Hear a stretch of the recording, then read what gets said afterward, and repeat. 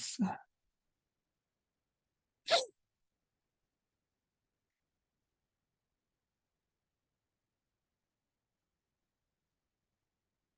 Okay, so we'll continue with investigation of Lama Tsongkhapa's great text, great treatise on the stages of the path to enlightenment.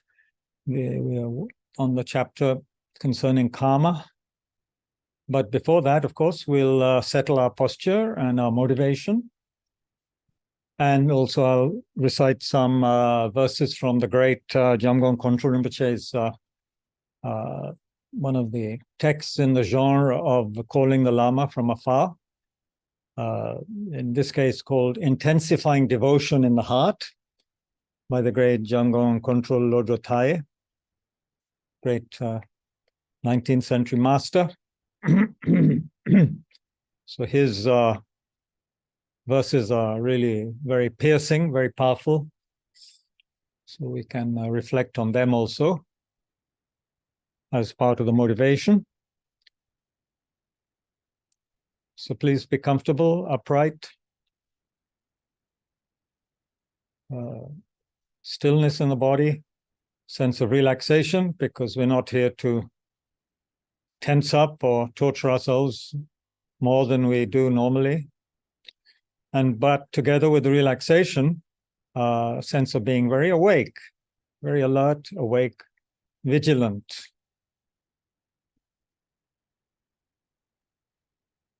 Upright for all the reasons we know, physiologically, for the movement of breath in the body and so forth, and also because in the vastness of the Mahayana tradition, we need, don't we, that vast vision.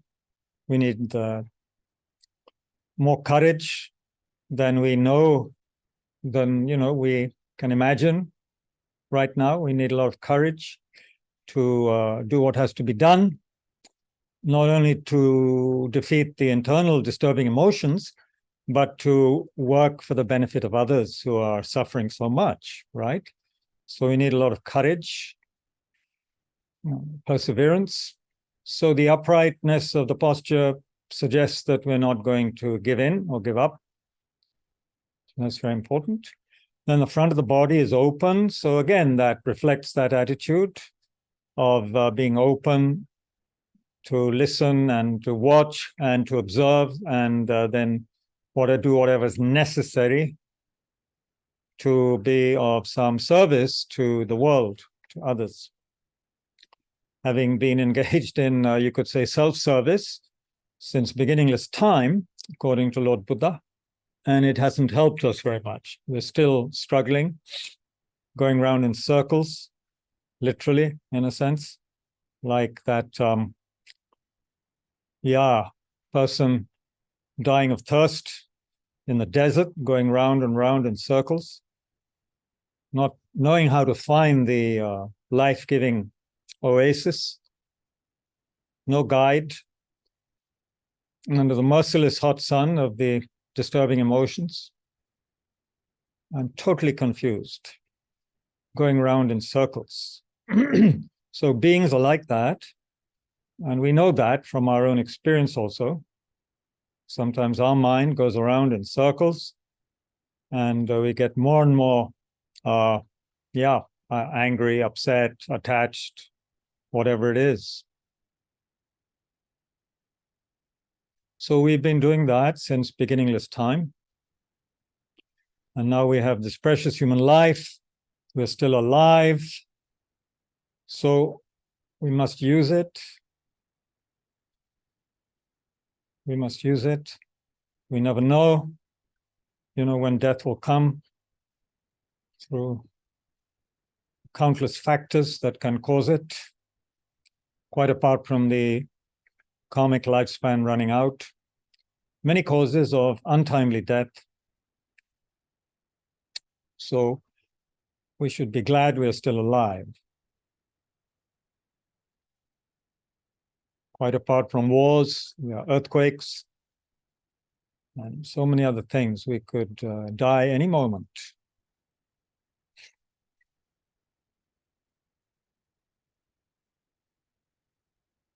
In fact, hundreds died in the last 24 hours in the Afghanistan earthquake, which, of course, was overshadowed by the conflict in the Middle East.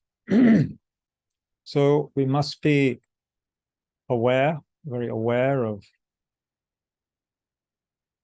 time of death being indefinite, and that only the only dharma, only subdued mind helps at the time of death.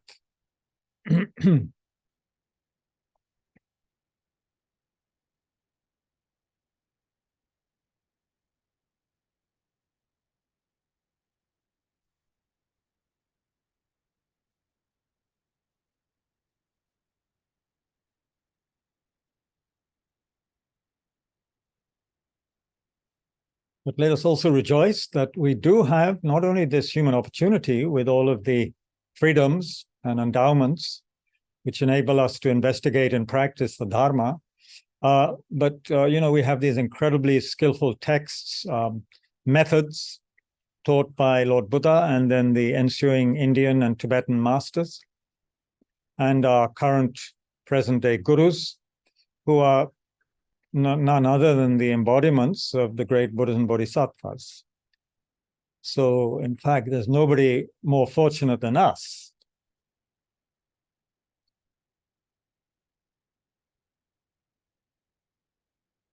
To have access to such awakened energy is extraordinary.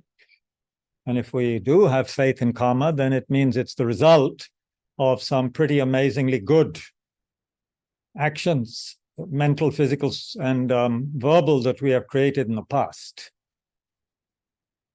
So we can rejoice how wonderful it is.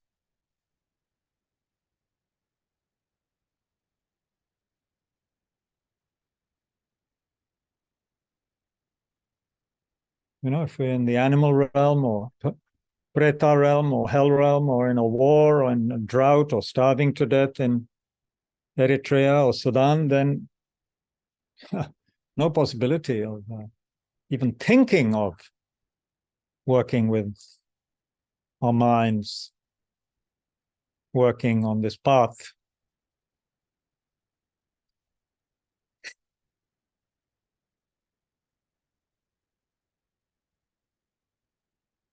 How difficult it is to focus, isn't it? Even if we're just hungry, haven't eaten for 5-6 hours, we're hungry. At least then I can't practice properly. I can't focus when I'm hungry, really hungry. So, what to mention that and all the other sufferings that beings are going through. It's unbelievable, really, unimaginable.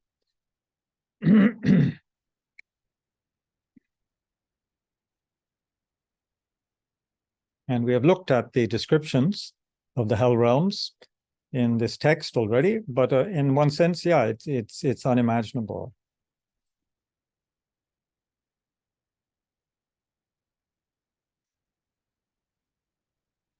And yet, of course, nowadays we can see images on our screens which remind us that there is also human suffering which is like hell. Animal suffering that is like hell. So anyway, all these beings, whoever they are, near or far, related to us or not, they're all suffering, all miserable, without a guide. If you met someone like that in the desert going around in circles, you would feel so sad. You would want to help them immediately, right? So all beings are like that, totally stupefied by ignorance and their negative emotions and desperate situations.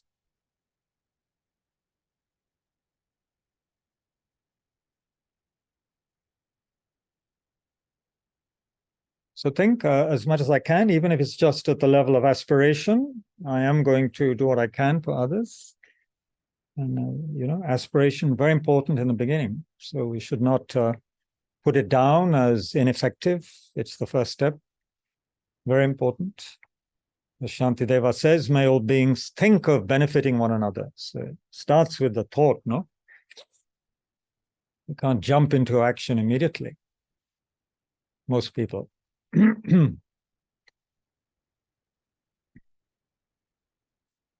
He says that, by the way, in his dedication chapter. And of course, it's the kind of background understanding of the whole text, to benefit beings.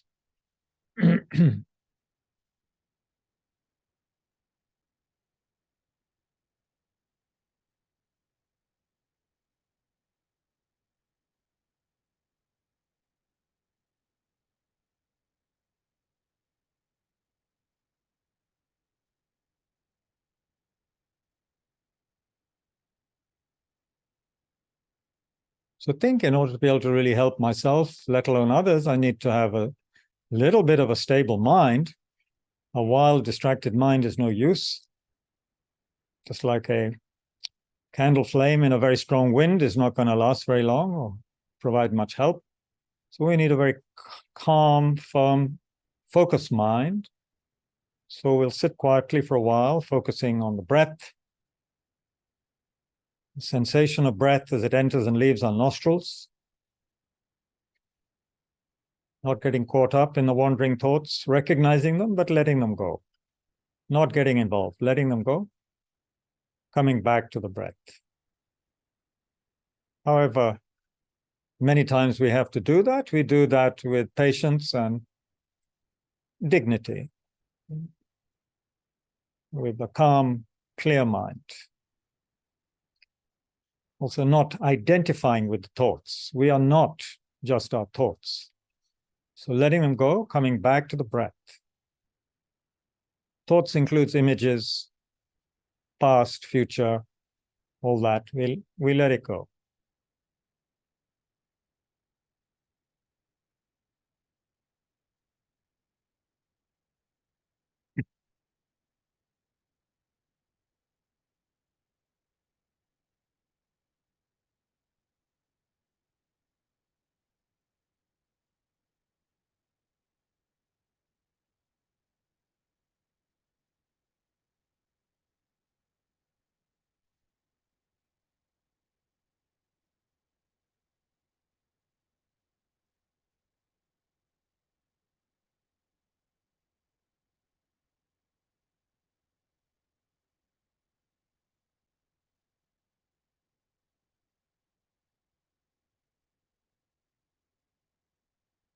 A sense of really letting go and relaxing with the out breath.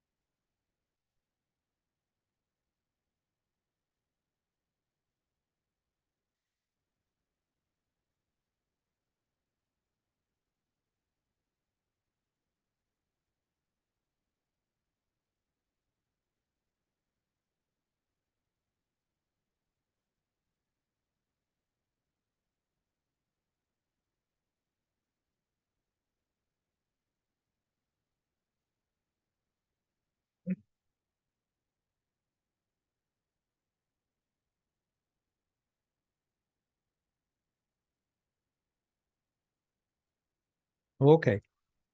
Thank you. I'll read a few verses, like I said I would, from the Intensifying Devotion in the Heart.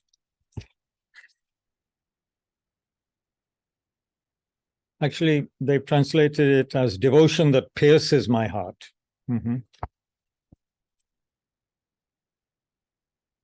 Which is a very strong title.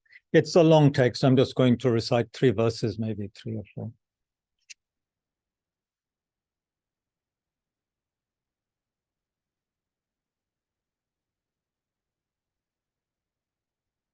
So it's a supplication, kind of a lament as well as a supplication to the Guru, to the teacher, full of kind of regret, most of it, because in it the author is expressing how difficult it is to practice the Dharma and how much self-deception and so forth takes place. Anyway, death is sure to come, but I'm unable to take it to heart. The sacred Dharma surely benefits, but I don't practice properly. The law of karma is surely true, but I do not choose what to adopt and reject by it.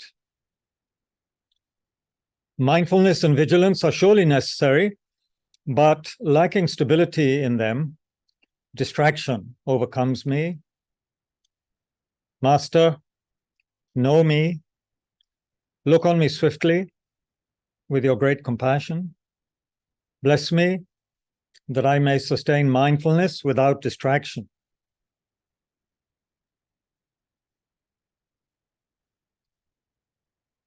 Due to my prior negative karma, I was born at the end of this degenerate time. All my deeds become the cause of suffering.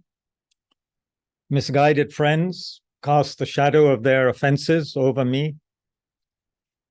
I am diverted from spiritual practice by meaningless chatter. Master, know me. Look on me swiftly with your great compassion. Bless me that I'm able to persevere in the Dharma.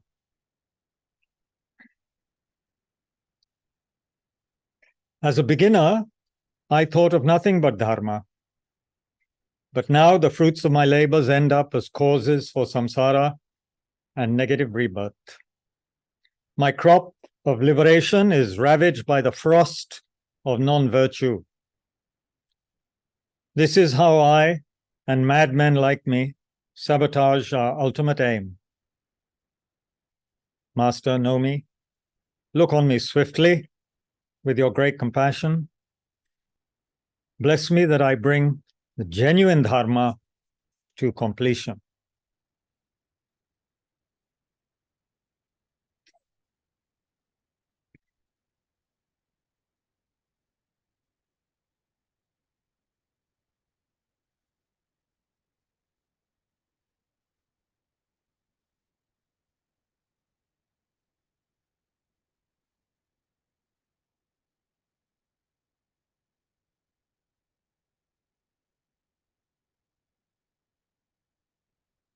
Yep.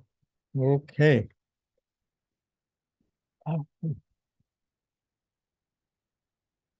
So we'll continue with this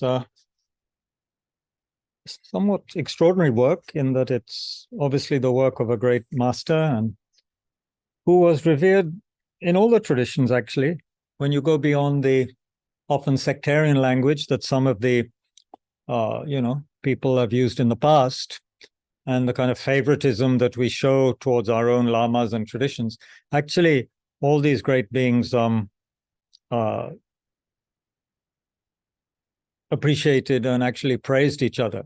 The ones who came after praised the ones before, and so forth. It's only our negative minds that create a lot of differences, and who's better than whom. Tsongkhapa, whom I said before, I was very happy to find a small statue of him in Dzongsa Rinpoche's Labarang in Bir. Most unexpectedly, didn't expect to find it. It's this big, in the main. I haven't seen the whole of the Lamrim, but there's an upstairs room, quite a big room with shrine and all. There's a Tsongkhapa statue there. And of course, so there should be, in a sense. Tsongkhapa also, kind of strong connection with Manjushri, like that whole tradition of the Chenses. So anyway, this text is amazing, like all the great Lamrims, because there's a kind of mastery of the material and of the Indian sources, the sutra and Indian sources. Tsongkhapa doesn't quote any other Tibetan, as far as I know, in his text, which he wrote, completed in 1402. He doesn't quote any other Tibetans, or maybe, I'm not sure if he quotes Milarepa or not anywhere, but mainly Indian masters, the Indian Pandits and the sutras, showing the great respect and gratitude the Tibetans had towards the Indian tradition, the Nalanda tradition.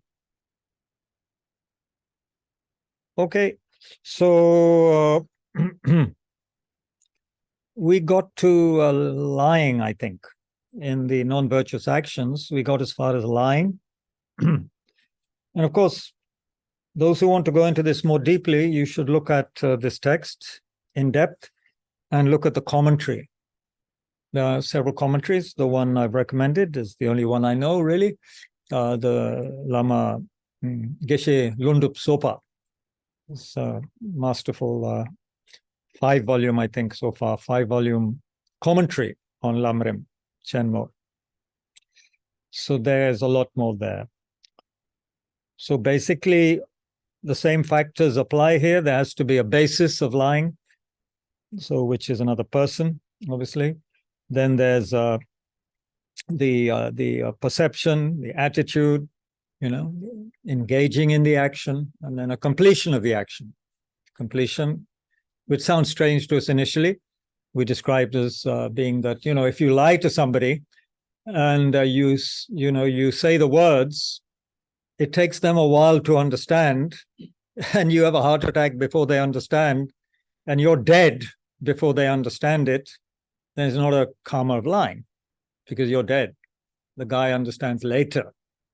But if you're still alive when they are deceived by your words, then it's a total karma of lying. Of course, it's still very negative, even if you die first. But it's not, then you don't get the total karma of lying, which would be worse than a partial karma of lying. Anyway, the culmination of a lie is someone else's understanding it, comprehension. If nobody understands what you've said, this person doesn't speak Hindi or English, only, French or Serbo-Croat, then speaking them to that person is simply the non-virtuous action of senseless speech, because it'll come to them as senseless speech, right? So divisive speech and offensive speech are similar in this respect. Okay, so if you are trying to divide people, but they don't understand it, it's just offensive speech. Okay, what is divisive speech? And this is used so much, isn't it? We use it subtly, I found, in families, in politics, everywhere. When we're trying to get people on our side, then we will try to say things against other people and divide them and so forth. So anyway, the basis of divisive speech, the basis, or the bases, because there have to be at least two people who are the objects, are living beings who are compatible or incompatible. In terms of attitude, you have to perceive them correctly. Okay, these are the people that I'm talking to. These are the ones I want to divide. You can't just be talking at a blank screen and not knowing who you're talking to. You have to know who you're talking to and trying to divide. The motivation is the desire that living beings who are on good terms with each other, compatible, you want them to be separated or divided, or that living beings who are already incompatible, you want them to remain that way. There's no way you want to bring them together or harmonize them. You want them to stay divided. The performance is the expression of some subject matter that may be either pleasant or unpleasant, may be either true or false. But you see, the motivation is to divide people.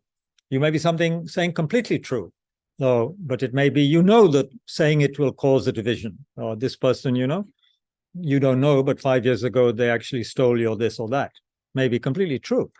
But what's the effect? It's going to divide them, which is your purpose. People who are, getting on okay. You may speak of these matters either for your own or for another's purpose. So you may be dividing two people or more, either for your own purpose or for somebody else's purpose, your friend or someone who's paying you to do it, or someone who's threatening to kill you if you don't do it. Although then that person also has very bad karma if they're forcing you to divide other people. That's not in the text. That's my own commentary. The culmination, of course, is the understanding. The other people have to understand what you're saying. Again, if they don't understand your language, you're not dividing them, but it becomes senseless chatter. But because the motivation is negative, there's also that, aggression and harmful intention involved. So it's highly negative, even if the people don't understand. But it's not a full karma of divisive speech. It can't be. By definition, it can't be. The other people have to understand what you're saying and feel less harmonious to that other person as a result. Okay, offensive speech. Sometimes I think this is called harsh speech. So again, basis is a living being towards whom you feel some hostility. Doesn't mean you always feel hostile, but in that moment you're feeling hostile towards them. They could be your great friend, but in that moment you are feeling hostility. The afflictions there before, there's ignorance, there's mainly anger, of course, involved here. There could be also, of course, some attachment. You're attached to your own reputation, maybe. This person may have questioned you, thus affecting your reputation or who you think you are, and so you act with aggression. But it's also attachment towards your own self-image. So all the afflictions could be involved, but obviously offensive speech, like harsh speech or, using bad language, swearing, obviously it's a lot of aggression involved as well, right? Mainly. And of course, everything is underlined by ignorance, seeing that other person is a solid individual, independent entity from their own side. So not seeing them as they exist, interdependently, and so forth. That is there, of course. And the culmination is speaking in an offensive manner. The person to whom the offensive speech is spoken must understand it, obviously. Because if you're speaking, giving Punjabi swear words to someone from Russia, they may laugh, thinking that you're joking with them, so you don't get your desired effect. You want them to suffer, but they start laughing because they think the words, sound kind of funny. So you get bad karma, and that other person has a good laugh, But it's still, even though you made them happy by making them laugh, it's negative karma from your side because you wanted them to be offended. Senseless speech about a topic that is not meaningful. That is the basis. What is and isn't meaningful depends on the person, But let's go on. We can talk more about that. Perception is, it means that you yourself perceive the topic about which you wish to speak, and then you speak it. It doesn't have to involve somebody else who understands it. Okay, so you could be talking to yourself, it seems to be saying, just in a senseless way. Is that how you understand that, Ajirji? You've got the text. So if you're talking nonsense to yourself, that's also senseless speech. Usually it's translated in what we've read so far, idle gossip, so which implies there's another person. But Tsongkhapa is saying, and he's quoting Asanga, I think, probably. He mentions Asanga, so he's using scripture to say that actually it doesn't have to involve another person. But then it's like if you're someone who's a little bit off your rocker, then you just keep on speaking senseless speech to yourself, affliction involved, in other words, the negative emotion, the klesh, the delusion, can be any of the three: anger, attachment, ignorance. The motivation is the desire to make arbitrary, unconnected remarks.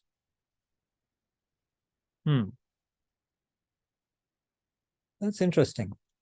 If I want to talk about Arsenal beating Manchester City, which is unlikely, but if they do, and I start talking about it at length to another football fan, it's not necessarily unconnected, is it? I could be very precisely just talking about the match and how brilliantly Arsenal played or didn't play, and it wouldn't be senseless, but it might be idle gossip, just going on and on about it, drinking cups of tea and just knowing I have other work to do, but just talking about that and drinking tea and coffee. That would constitute idle gossip. But here it's saying it's it should involve arbitrary, unconnected remarks. So here again, there may be different traditions. Okay, there are more things he says later. Okay, that's not the end of it. Sorry. Furthermore, senseless speech has 7 bases. 1, speaking of fighting, fault-finding, disputes, divisions. If we just keep on talking about things like that, speech such as transmitting and reciting texts with a mind that delights, in the treatises of non-Buddhists, or in the mantra vehicles of Brahmins. So here, Tsongkhapa is having a dig at other religions. Okay, that's what they did. You've got to maintain your own flag, So non-Buddhists could be any non-Buddhist, You respect living beings, they're all your mothers, but if you keep on talking about their texts, it's senseless speech. 3, expressions of helplessness, such as wailing. So what do you do if someone dies that you love? You're not allowed to wail? Huh? I mean, collectively, Jews still wail at the Wailing Wall in Israel. Yeah, whatever. Whatever. Expressions of helplessness. By the way, Yash is very good friends with Rabbi in Delhi. He's not anti-Israeli or anything. He has a very good rabbi friend, don't you? What's his name? Malika, yeah. He's a good friend. My friend too. Okay, but Tsongkhapa says helplessness. So is he saying you shouldn't feel helpless? If you feel helpless and start wailing, it's senseless speech? In a way, it is senseless, but it's kind of understandable, isn't it? If you wail, if you're unhappy, sad. Anyway, 4, speaking of laughter, play, entertainment, or enjoyment. It's obviously directed at monks and nuns, right? At monks, basically. Tsongkhapa, I don't know how many nuns he taught. But yeah, it's kind of like keep on talking about it on and on and on, and that's all you do. That's kind of, talking about news of commotion, such as news of kings, ministers, nations, thieves. Speaking like a drunkard or a lunatic. That's understandable. The talk of someone who maintains a wrong livelihood. That we'd need commentary on. Say you're an arms manufacturer or a butcher, but you could talk about sensible things even if you did that. Even if that was your job, doesn't mean you'd be using senseless speech all day, does it? Anyway, good to investigate that. How do you understand that, Ajivji? That's kind of weird. You may be a very intelligent butcher. It's not like everything you say is senseless. I think even the Buddha also advised one of the butchers To butcher. He advised. Yeah. He went to Buddha and he said that, well, this is my livelihood. So he said that, okay, this is your livelihood. You continue with this, but once you close your shop, At night, that you are not going to commit that until morning. Yeah. Yeah, I think finally he changed. Probably, I think here it would be, and there's a beautiful story Hey, of the what he- prostitute also, which is also livelihood. Hmm. So there was a prostitute, and just by side of that, there was a temple. Hmm. And the prostitute always thought of the temple. And this priest, he always thought of the prostitute. Right. Okay. And they said that when they died, the priest thought that he has been doing great and he would go to the heaven. But he was told that you have to go down to Yeah, yeah. hell. Yeah, yeah. And the lady was told that, okay, you go to the heaven because you always kept your mind pure. Right. So I Yeah, think But what's that got to just do? by, Yeah. It's to do with the motivation you're saying, or what yeah, is in your mind? yeah, What's happening in your mind? So did you hear that online? Quite an livelihood. Ajirji has a whole wealth of stories, and one of them is quite nice. There's a prostitute who lived near a temple, and she was constantly thinking of the temple, and in the temple was a priest who constantly was thinking about the prostitute, about the brothel.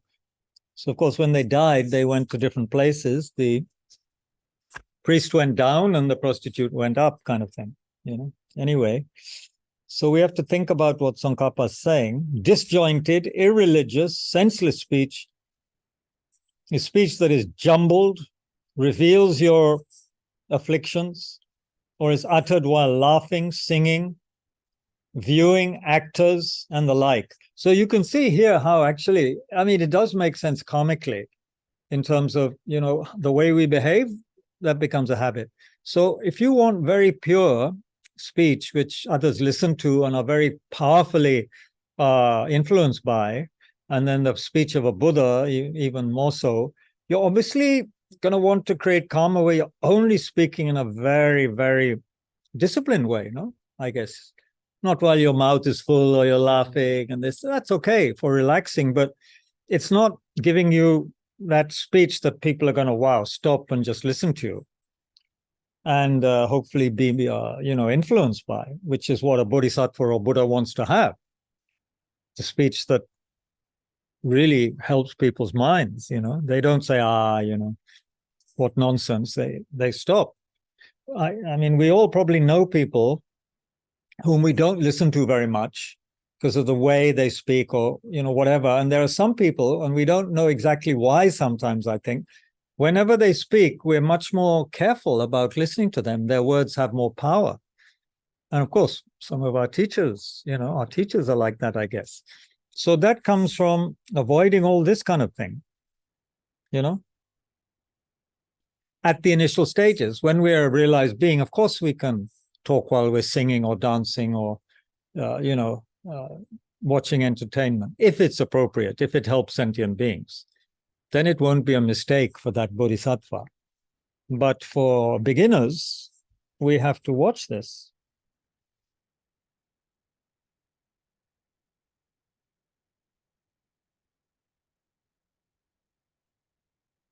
Okay, there are two systems with regard to this. With the first three vocal faults, the ones speaking of fighting, transmitting and reciting non-Buddhist texts, expressions of helplessness such as wailing. These three, one tradition asserts that they are senseless speech, and one asserts that they are not senseless speech.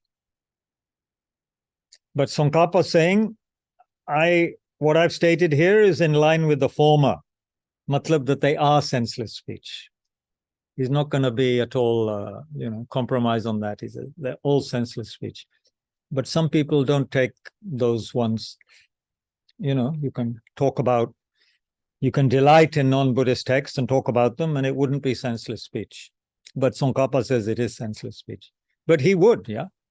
He would, because think about him. He came at a time when he felt there was some need probably for some strictness and more, proper adherence to monastic vows and so forth.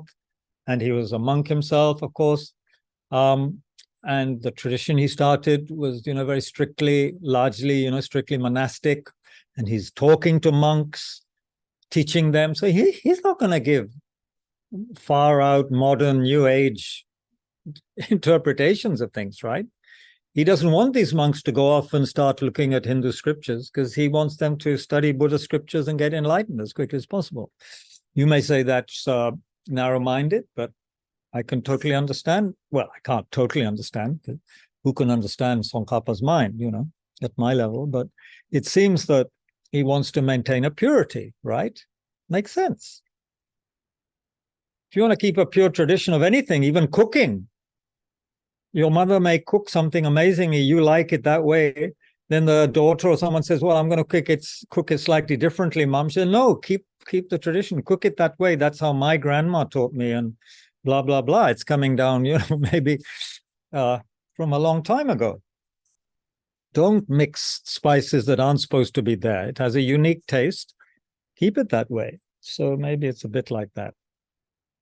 What is covetousness? Now we come to the non-virtuous actions of the mind. And I found some very interesting things here, which were new to me. Well, they make sense, but I hadn't seen them written down. Okay, so the basis is, of course, the wealth or the possessions of another person. The affliction is any among the three, of ignorance, anger, attachment, but the motivation is the desire to make the wealth or property your own. You want it. The purpose is striving at that contemplated purpose. The culmination, remember, this is covetousness. It's a mental factor. It's not about doing anything physical yet. The performance is striving. Yeah. The culmination is thinking, may this become mine. So no one knows. You're sitting there and someone thinks you're really a good meditator, but actually you're practicing covetousness because you really like the look of that smartphone that the other guy brought into the Gompa or whatever, and you want it. You feel, wouldn't it be good if it was mine? So that's covetousness. You've committed that non-virtuous action without moving. And someone else there thinks, wow, what a good meditator. This guy must have been meditating for decades. Totally still, eyes closed, looking very holy. But they're thinking it'd be good if that, if that smartphone was mine. Asanga describes it as the determination that it will become yours. For it to be full-fledged covetousness, 5 qualities are required. 1, having a mind that is exceedingly attached to your own resources. 2, having a mind of attachment that wants to accumulate resources. 3, having a mind of longing due to comprehending or experiencing the good things of others, their wealth, and so forth. Just comprehending. 4th, having an envious mind, thinking that whatever is another's should be your own. 5th, having a mind that is overcome due to covetousness by shamelessness and being oblivious about the determination to be free from the faults of covetousness, meaning you have no idea, no wish to be free from covetousness. You're oblivious to that. It's not part of what, it doesn't enter your mind. You're so overcome by covetousness, you don't think, you're not at all shameless. You're probably even not thinking it has any faults, I wonder if looking at adverts online that are selling something and wishing it was yours, is that covetousness? Yeah, because it doesn't belong to you yet. It belongs to the company, right? It doesn't belong to you. So you're looking at an advert thinking, how wonderful if this were mine. That's covetousness or not. Interesting. Of course, the company wants you to buy it. So you're helping them by being covetous. So you see how modern society helps us to be covetous. That's I think the message there, that advertising is helping us become more covetous, helping us to become more degenerate, according to Tsongkhapa. If any one of these 5 is not present, then it's not total actual covetousness.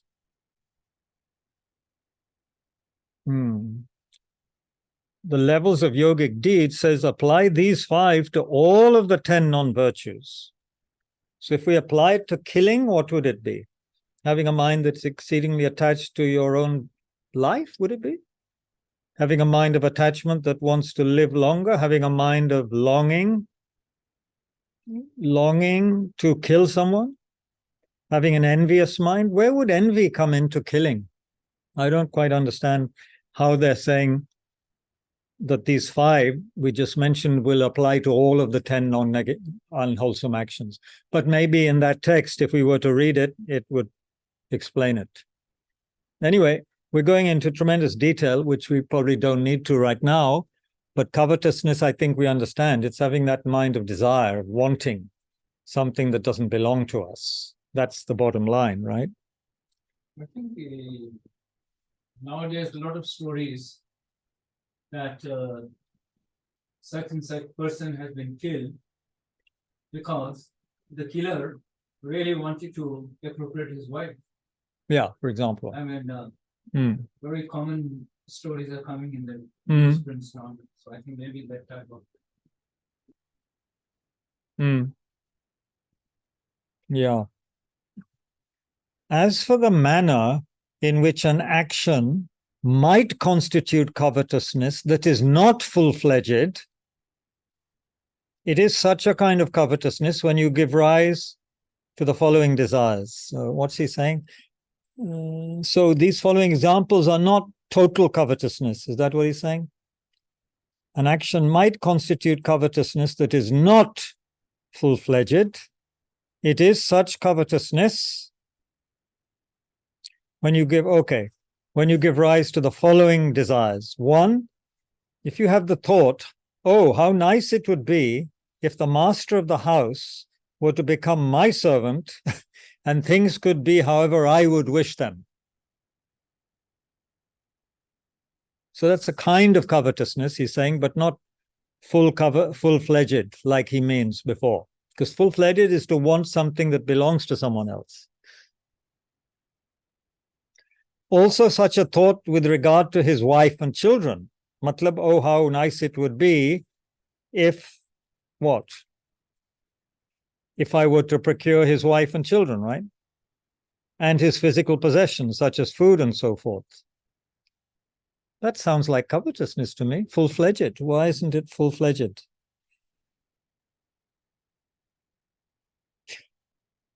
How nice it would be if others knew me to have such good qualities, such as being dispassionate, retiring, persevering, learned, and generous. You want it to be that others feel that way towards you. It's wanting something, but it's not fully fledged covetousness, he's saying. They're getting us to think very carefully about different things, aren't they? Actually, by saying this, by having this list, he's kind of, I think, discouraging us from having any of these kind of thoughts, isn't he? May not be full-fledged covetousness, but, if what we're doing is just, if we're always thinking how nice if others thought well of me or, thought I was such a nice guy, and a kind person, that's kind of, yeah. You know what he's saying, right? How nice it would be if kings and ministers and the 4 types of followers of the Buddha were to respect me. Wow. And if I were to obtain such necessities as food and clothing. So, how nice it would be if leaders and ministers, politicians, leaders, the lay female and male followers, lay followers, and the monks and nun followers of some, my teacher or the Buddha were to respect me. How wonderful. 5th, developing desire thinking. Oh, may I be reborn in the future as a deity and enjoy the deity's 5 sensory objects. May I be reborn from the worlds of the fierce ones and Vishnu as a deity in the heaven of controlling others' emanations, which is the highest of the 6 divine regions of the desire realm. There's desire, form, formless realm. This is the highest region of the desire realm, apparently. The heaven of controlling others' emanations. How great if I could be reborn there. Yeah, it's kind of covetousness. Plus, from the point of view of enlightenment, it's a totally wrong place to be reborn. It's not a good place to be reborn there. You have, I think, no interest in Dharma in that place. because you're there for the, 5 sensory objects. Last one, developing desire for the possessions of parents, children, servants, and the like, or the possessions of your fellow religious practitioners. So why is that not full-fledged covetousness? Sounds really bad if you develop desire wanting the possessions of, fellow lay practitioners or monks or nuns. So I don't understand this. I'll try and look at the commentary and get back to you. Is it the intensity? If you read Pasanga describes this as the determination that it will become yours. When we are talking Yeah. five, Yeah. the determination that it will become yours. Which page are you on? This is 224, Yeah, excuse me. non-below, Oh, yeah. just above the 5-1. Yeah, determination that it will become yours. Yours. Okay. And the other one is just a kind of the desire. Maybe, yeah. Just the Yeah, kind of the yeah, maybe you're right. It's not strong enough. intensity of the intention. Yeah. Ajiji could be right there. It's to do with intensity of intention. You may not be right. I'm just. You may not be right. And you may be right. By quoting Asanga, you may be on the right track. Asanga's track is pretty good. Yeah, developing desire is different from may this become mine. That's true. May it become mine is stronger. You can develop desire for many things on the internet, right? But may it become mine, that's stronger, right? Than just having desire for it, Malice, okay? Sometimes called ill will in the teachings. This is the 9th non-virtuous action. Motivation, so the basis is another human being, basically. Motivation is the desire to do such things. And of course, the affliction is anger, aggression. Thank you. Thanks for coming. Thank you. Take care. So that's the, aggression. Motivation is the desire to do such thing as strike others. The desire. Thinking such thoughts as how nice it would be if they were killed or bound or their resources were ruined, either naturally or by another person. So there's a lot of that happening in the world, isn't there? How nice it would be if they were killed or bound or their resources were ruined, either naturally or by another person. So this is malice. That's very popular nowadays in movies and all these things. You have these horrible movies all about revenge. Revenge. All the time. There was one with Leonardo DiCaprio, I think. Can't remember the name. Maybe it was wasn't called Vengeance, but it was about him struggling through icy landscapes. I didn't watch the movie. And then killing who he had to kill in the end or something. Anyway, this is malice. The performance is just having that thought. You have that thought, you have performed. But the culmination is the determination or decision that you will do such things as beating, killing, or whatever. Moreover, it is complete if the following 5 attitudes are present, and it's incomplete if they are not. What are the 5? An attitude of hostility, driven by a reifying apprehension of the characteristics of the causes of harm and the phenomena related to them. Oh dear, let's unpack this. Reifying apprehension. Okay, so you feel harmed or upset at someone because you've reified them, meaning you have the appearance of that person or whatever has made you grasp at inherent existence of that being. You're not seeing them as just some kind of impermanent dependent arising. You're grasping at them as existing from their own side, inherently.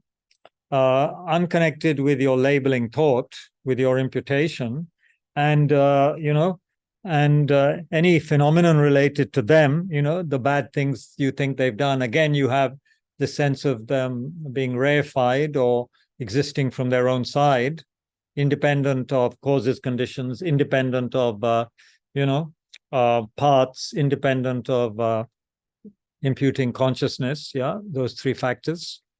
So then you engage. Then with that, you have your attitude of hostility. Basically, it's saying you are being hostile with a mind of ignorance. That's the bottom line.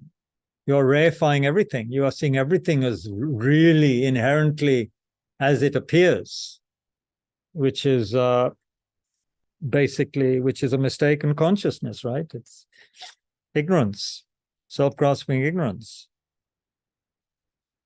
An impatient attitude is number 2. An impatient attitude by way of not being patient with those who are doing the harm to you.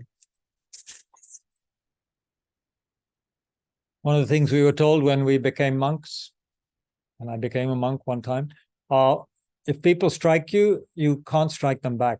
You're not supposed to strike them back. You should think, if someone beats me, I shouldn't beat them back. So, that kind of not having malice, not wanting, being patient with those doing harm to you. But that's a tricky one, yeah? Of course, if they come at you with an axe or a gun, then I think it's kind of different. I don't think they're saying just let them kill you. I don't think so. 3, a resentful attitude based on repeated improper attention to and mindfulness of the causes of your anger. This is so common. Somebody does or says something to you, you keep on repeating it, not only in your head, of course, but then you keep on repeating it to your neighbors, the people you meet for coffee or tea, But here it doesn't mean that. It just means you're keeping on, repeating it in your mind. Because these are mental things they're talking about now. Affliction, non-virtuous actions of the mind. So you keep on. Improper attention here means inappropriate attention, it's also called. You just keep on paying attention to this. So, of course, the attitude's not going to go away. The malice won't go away then. And, of course, some people don't talk to each other for, the whole lifetime.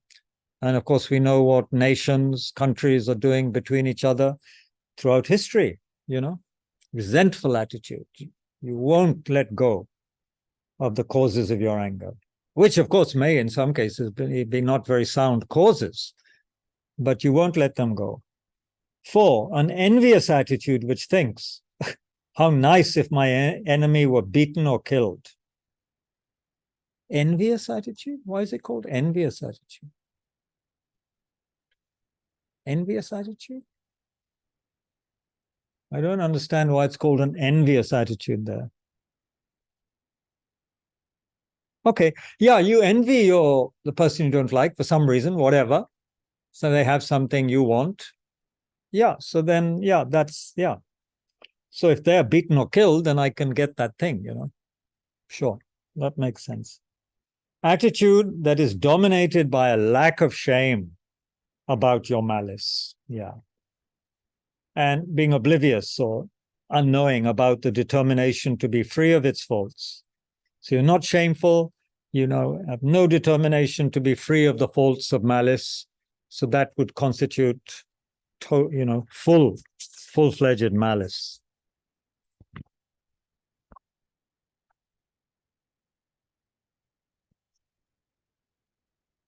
Sorry, okay. There's another 20 pages of this chapter. There's no way we're going to get anywhere near the end, but what's the hurry, I have to stop, by the way, at 12:30 because what was posted was wrong. This session is 1.5 hours now.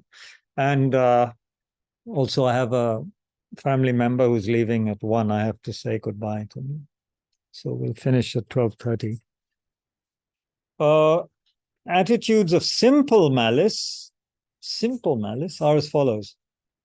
To the extent that you are reflecting, someone has harmed me or is harming me, and think about how to bring harm to whoever is doing or did the harm, all this is malice. Other examples of simple malice are the wish that someone else's relatives, resources, or virtues might deteriorate in this lifetime, and the wish that someone else might go to a miserable realm in a future lifetime. Yeah, it's not nice. That's malice.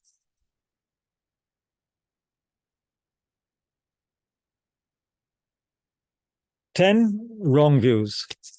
So this is, of course, a huge topic, but Tsongkhapa deals with it in just over a page. The basis of wrong views are any object that exists can be the basis of your wrong view.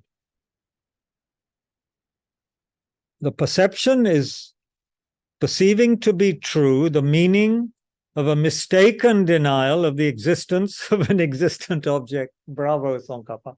This is where you have to, be training in debate and logic. And I mean, just talking this kind of language, because it's not easy English, is it? If you were trying to teach someone English, you wouldn't, try and teach them these kind of sentences. And they're also difficult for people like me who've been speaking English since I was born, almost. So what is he saying? You think to be true something that's basically mistaken. You're mistakenly denying the existence of an existent object, say karma or something. That's an existent object. You're denying it. You're perceiving to be true someone who is denying it, the meaning of denying it. Someone is mistakenly denying karma, you believe that to be true. That's in short, or anything that is true. Affliction is any of the three mental poisons. Meaning you could be doing it out of a subtle aggression, out of attachment, or out of ignorance. The motivation is the desire to deny the existence of an existent object. So rebirth, karma, these things might come under this category. You want to deny their existence. That's your motivation. So of course, from this point of view, most modern scientists and so forth from a Buddhist perspectives are, and all sentient beings pretty much are laboring under wrong views. That's why they're suffering, because they're not, what is existing, they're not accepting, and they're accepting what is not existing. So they're totally confused. Everything is upside down. The performance of wrong view is the initiation of that attitude. Moreover, there are 4 types of such performance: mistaken denial of causes, mistaken denial of effects, mistaken denial of activities, and the mistaken denial of existent entities. Mistaken denial of causes is thinking that right or wrong behavior do not exist, and so forth. Mistaken denial of effects is thinking that the results of these sorts of behavior do not exist. Matlab, if you're told that out of harmful intention and actions, suffering will come, you say no. It's, you don't agree. Or you don't agree that pleasant effects come from wholesome, virtuous causes. You don't believe in that kind of fruition. You think it's whatever, chance, or, your God favors you. This is prevalent in several religions among some people. God, if they favor you, you will do well. If the God doesn't favor you, you won't. So they don't think in terms of karma the way Buddhists do. Mistaken denial of activity or action is of 3 types. Mistaken denial of the activities of planting and retaining seeds is thinking that there are no fathers and mothers. That requires, I think, interpretation, that statement. Because obviously there are fathers and mothers. So what exactly is being meant, we have to check. Mistaken denial of the activities of going and coming means thinking there are no former and future lives. Okay. Mistaken denial of the activity of birth is thinking that living beings cannot have spontaneous birth. According to Buddhism, you can have spontaneous birth. You can be born through the womb. You can be born through moisture. and you can be born spontaneously or miraculously, according to Buddhism. Like people like Guru Rinpoche, Padmasambhava, were born spontaneously, but there could be some other much more ordinary spontaneous births, I think. I can't remember. Anyone know online? Jan, do you know the example of spontaneous birth? You had any spontaneous births in your community? So I shouldn't make fun of this, or I'll be succumbing to wrong view. Yeah. Whoops.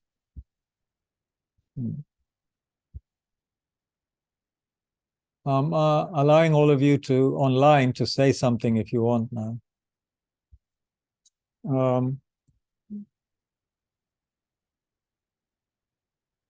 Fourth type of performance of wrong view is mistaken denial of existent entities, such as thinking that arhats and such do not exist. And such might, I don't know what it means, maybe bodhisattvas, thinking bodhisattvas don't exist, or I don't know. Culmination is the certainty that you've denied something. A fully fledged wrong view has to be associated with the following 5 attitudes. An attitude of confusion, due to not knowing objects of knowledge exactly. 2, violent attitude, due to delighting in sins. Okay, this is interesting. You have to be kind of aggressively against karma or this or that. And some people are. As part of their ideology, they're aggressively against it. They're not kind of, oh, maybe, maybe not. So if you're like a maybe, maybe not person, then it's not full-fledged wrong view at all. It has to be an aggression involved. According to this, it seems. 3, an attitude that continuously operates in the wrong way because you are constantly pondering wrong teachings, improper teachings. You know, maybe there's some new age guru who says they know the truth, they got the insight from God or Buddha or someone, and now they know the truth and that Buddha was wrong and everyone else was wrong, and they know the truth, you know, which they get from some master in some, you know, some place or whatever. That's, you know, improper teachings. But I'm afraid here improper teachings also means Hindu teachings, you know, and anybody else who has the misfortune not to be Buddhist, you know. An attitude that is impaired because of a mistaken denial that thinks that such things as gifts, religious offerings, burnt offerings, and right behavior do not exist. So if you think basically that all ritual is garbage, you know, due to basically not understanding really the meaning. So if you think that if someone keeps on putting objects, you know, gifts on the altar and think that's so stupid, you know, I've seen these people put apples and oranges on the altar, you know, Buddha never comes and eats it. What are they doing? So if you think all that is nonsense, do not exist, you know, religious offerings, burnt offerings, the pujas, you know, the fire offerings, if you think it's, you know, doesn't exist, meaning is not right, I think it means, then that is also a part of full-fledged wrong view. And again, there's always this last one. If you feel shameless about these things, you don't understand and you have no shamelessness, no shame about what you're thinking, the way you think, because of course you don't think it's wrong. You are oblivious about the determination to be free of its faults. You don't want to be free of the faults of this wrong view, because of course you delight in it, or you're being nasty about it, you're being aggressive about it, and of course you're ignorant. You really think that you have the right view. If these 5 are not present, then the wrong view is not full-fledged. Although it's certainly the case that there are other wrong views, only this is really called wrong view, for it is the greatest of all wrong views, in that it is through this wrong view that you cut all your roots of virtue. So it seems Tsongkhapa is quoting the tradition to say that if you really were to think in all these 5 ways, you're really cutting, you know, the life of liberation of your you know, of your virtues. You're really destroying, you know, burning all your bridges, kind of thing. You can't go ahead. it's like you're burning up all your seeds of virtue. So then what are you going to do? You're just going to have non-virtuous seeds ripening. Like some gardener, he gets drunk and stupid and he has all these lovely seeds. He mistakenly burns them or throws them away, and just he has garbage seeds and poisonous seeds left to plant, or, in the soil. So like that. Further, it is this wrong view that is conducive to your doing whatever sins you want. With respect to these 10 non-virtues, you may undertake killing, offensive speech, and malice with any of the 3 mental poisons, but you bring them to culmination with hostility.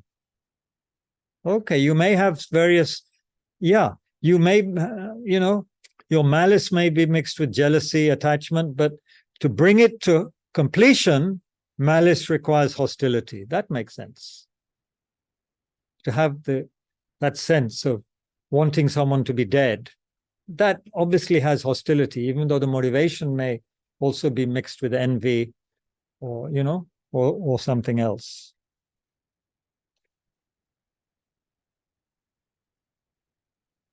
As for, you may undertake stealing, sexual misconduct, and covetousness with any of the 3 mental poisons. Okay. Any of the 3 mental poisons. So you might be engaging in sexual misconduct like rape due to anger, right? Which happens a lot in wars and stuff. Yeah. But the culminating point, remember, which was basically, some texts say orgasm, some say just joining of the organs. So that is connected with attachment. That part is attachment. As for lying, divisive speech, senseless speech, you may both undertake them and bring them to culmination with any of the 3 mental poisons.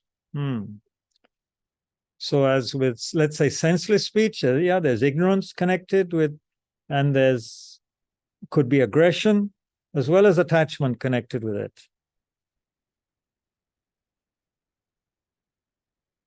At the point of undertaking them and at the point of culmination of them. Thing to think about. They're being subtle and getting us to think very clearly about these things. All of this is also a kind of mind training, right? It's to make people's minds very sharp and critical and able to analyze well. We may think it's just, being too picky, too finicky, as we say in English. Whoops, nearly 12:30.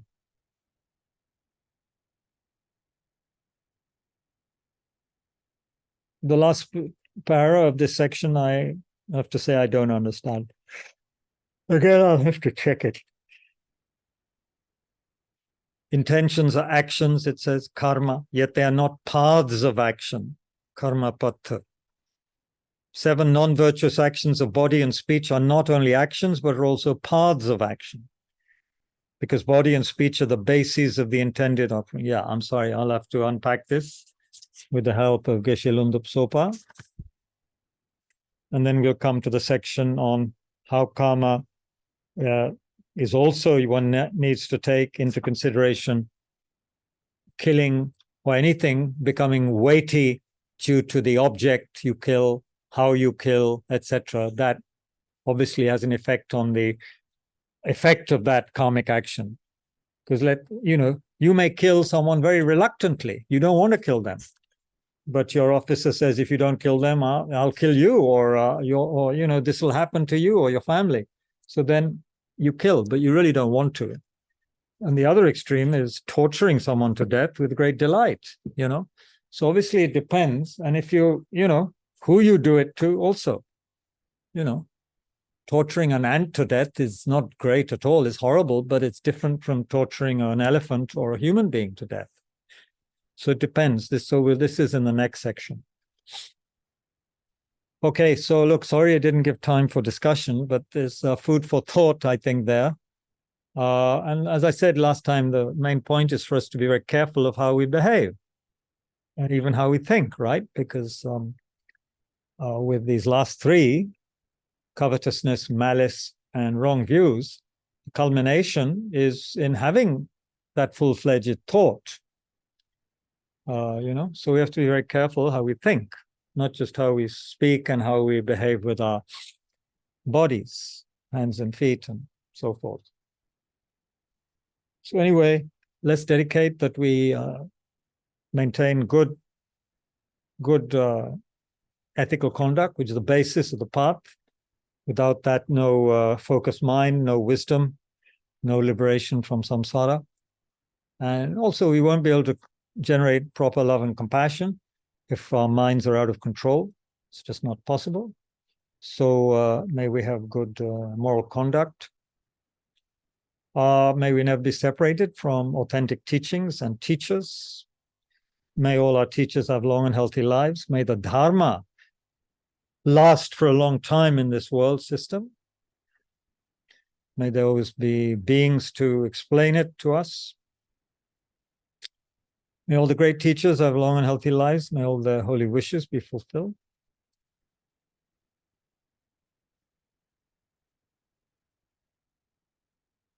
Oh.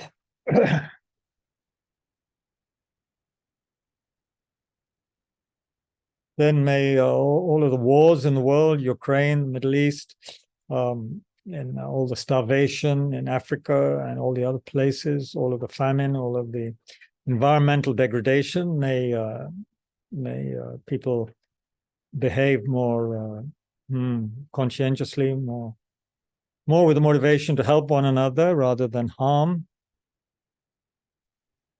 May all those who are currently dying or in great distress, may they be free from their fears and their pain. Also, those who died in the Afghan earthquake yesterday or the day before, may they all have good rebirths.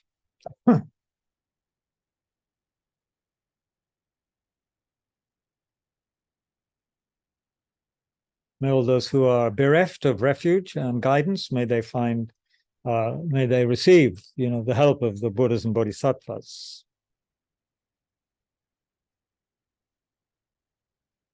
Until space endures, may we also be around to help others, benefit others.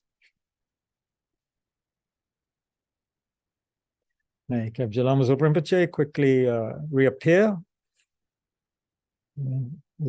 The new incarnation to benefit beings tremendously, like his last life.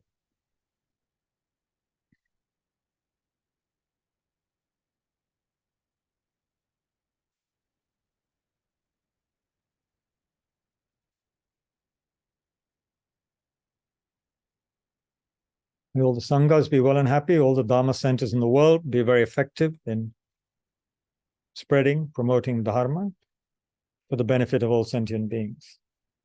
May we quickly develop, maintain the bodhicitta mind, and quickly develop realization of emptiness.